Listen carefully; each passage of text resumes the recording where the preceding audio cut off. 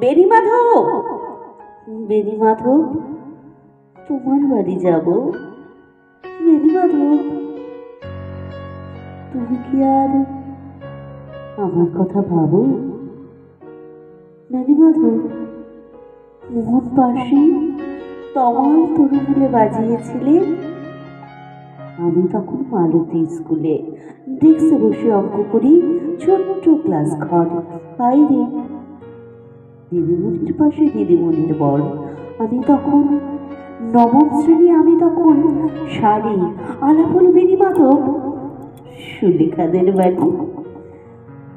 বেণী মাধব, বেণী মাধব লেখাপড়ায় ভালো। শহর থেকে বেড়াতে এলে আমার রং কালো, তোমায় দেখে এক দৌড়ে পালিয়ে গেছে ঘরে। বেণী মাধব, আমার বাবা দোকানে কাজ করে। গুঞ্জে ওলি গুঞ্জে তবু ফুটেছে মঞ্জুরি। সন্ধ্যেবেলা পড়তে বসে অঙ্কে ভুল করি।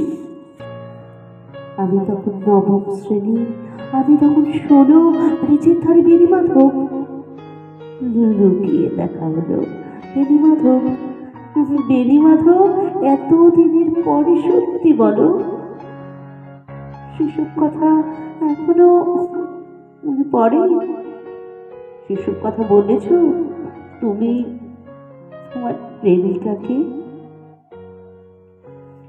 আমি কেবল একটি দিন তোমার পাশে তাকে দেখেছিলাম আলোর নিচে, অপূর্ব সে আলো। স্বীকার করি, দুজনকে মানিয়েছিল ভালো।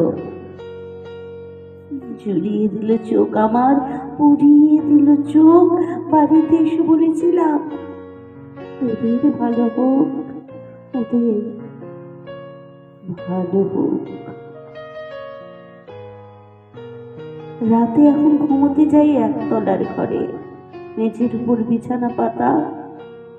জ্যোৎস্না এসে পড়ে। আমার পরে যে বলছিল চোরা পথের বাঁকে মিলিয়ে গেছে, জানি না আজ কার সঙ্গে থাকে। আজ জুটেছে, কাল কি হবে?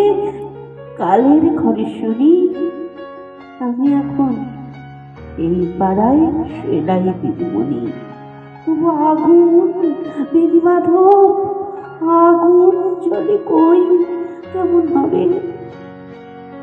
আমিও যদি নষ্ট হয়ে হই, আমিও যদি